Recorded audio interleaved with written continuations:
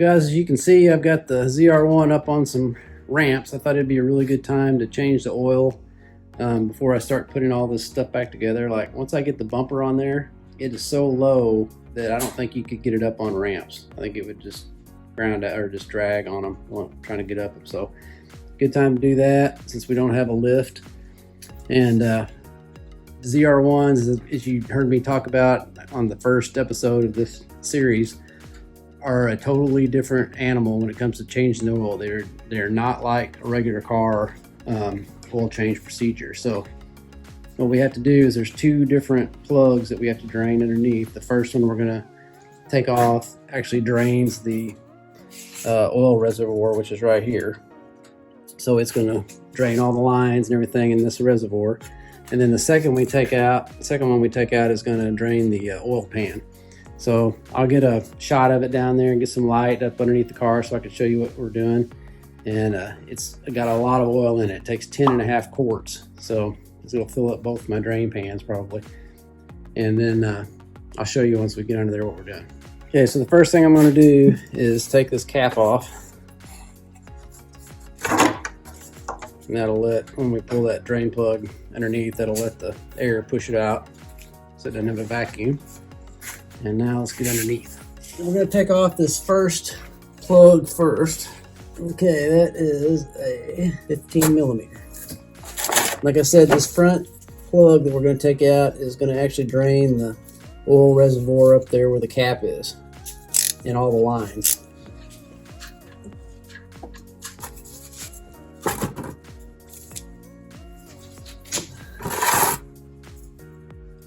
And I've already ran the car for about 10 minutes or so just to let the oil heat up.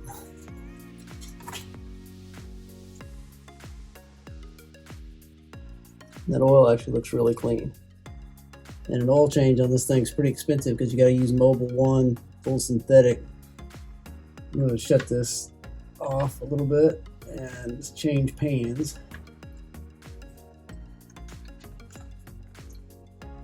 Alright, so now I'll get the other drain plug out. This one's about finished draining. I don't know how many quarts that was, but it was a bunch. It'd be really nice to have a lift, or even some quick jacks. But you gotta have ceiling height.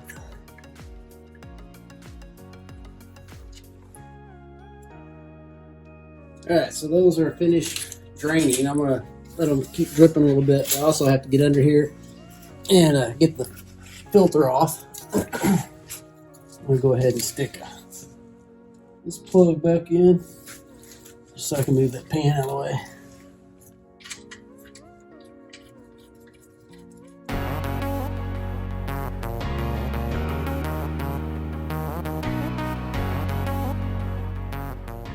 It's a really small filter for such a humongous engine.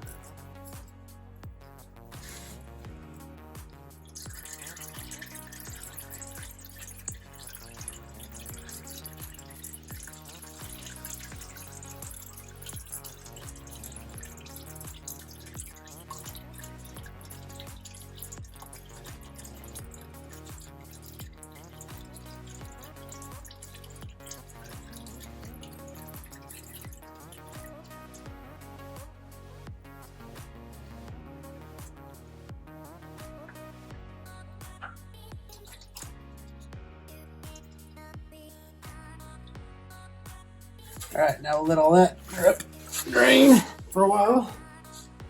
So here's the oil that this thing takes. You can tell by looking at the cap.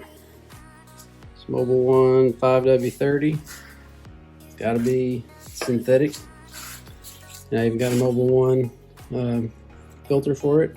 And what I always do on oil changes, even if the oil filter is not hanging underneath it, even if it's sideways, I will put as much oil as I can in the filter where it's not going to spill everywhere, just so that when you start the motor it doesn't have that other amount of time to fill up the filter before it actually gets up into the motor. So I fill that all the way up, and this hangs down underneath so you can fill it all the way up, and then I'll put a little bit of oil on the ring around it just to It softens it up, and it also lets you, when you spin it on, it doesn't let the rubber grab on the metal that it's mating up against. It lets it turn easy and lets you get it good and tight. So let's do that, and then we'll get back underneath there and put that on. So what we're going to do is go ahead and fill up this filter, and then we'll go ahead and put 10 quarts in the car. I can't get the actual amount in there exactly correct with the dipstick because it's up on ramps. So we'll get 10 quarts in there, and then we'll start it up, move it off the ramps. Then there's a whole procedure about temperature and all that to finish the oil change. Go ahead and put this plug back in. Snug these up.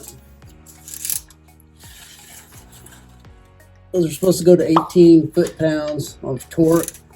I don't have a torque wrench that gets down that small. Mine is small, mine goes is 30 pounds, so it's gonna get good and tight.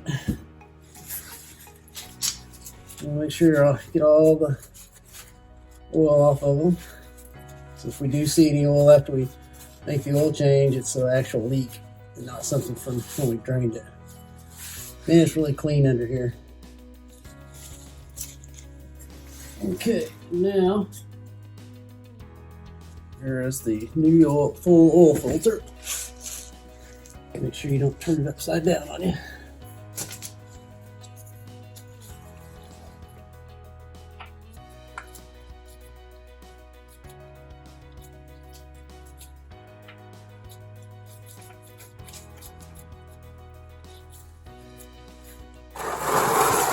And here's another one of those things where you don't have to like bear down and just turn it till your hand falls off. They just need to be, I think they say usually like until it mates the surface and then like another quarter turn or something. So it's not super tight.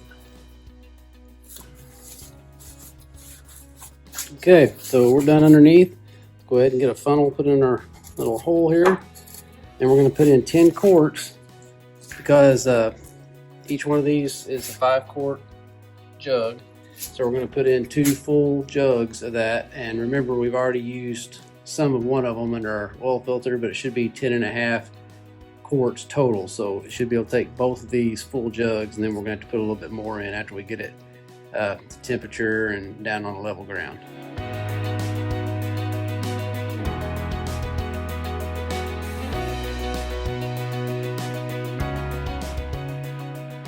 All right, so we've got our 10 quarts in. Got our funnel out of here. Our cap put back on. The next thing we're going to do is start this thing up, and we will back it off our ramps, and then get the ramps out of the way, move it back in the garage, and then it has to sit here and idle for until it gets 175 degrees. Okay, so we'll check the temperature gauge inside. When it gets 175 degrees, we'll shut it off. And then we have to set a timer, and it has to sit for 10 minutes. Then you check the oil to see what level you're at and can fill it accordingly.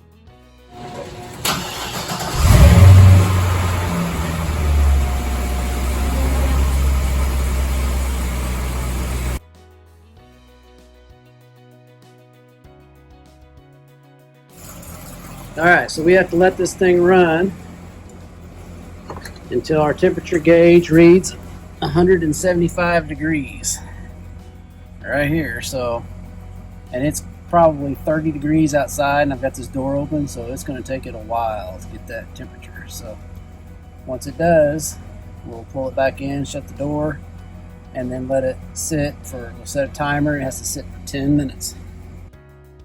Okay, we have temperature of 120, 40, 60, 75. So we are there. So I'm going to go ahead and pull this in the rest of the way and shut it off, shut the door, and then we're going to set our timer for 10 minutes. All right, so it has been 10 minutes. And remember, we put 10 quarts in, and you're really supposed to have 10.5. So let's check the oil and see what it shows.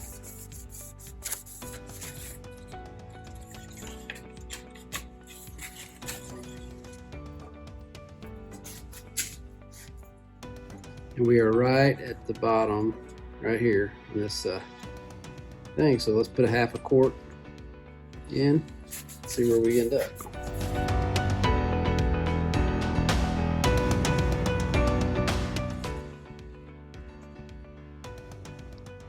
See it or not, but we are right here. And the manual says anywhere on this checked area right here is normal. So we're right here. So I'm gonna say that's good. And that is it.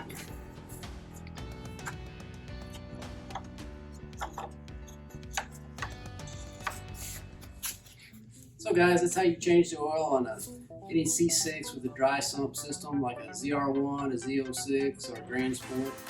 I think they all have the same procedure. And hope this is informative and help somebody out. See you later.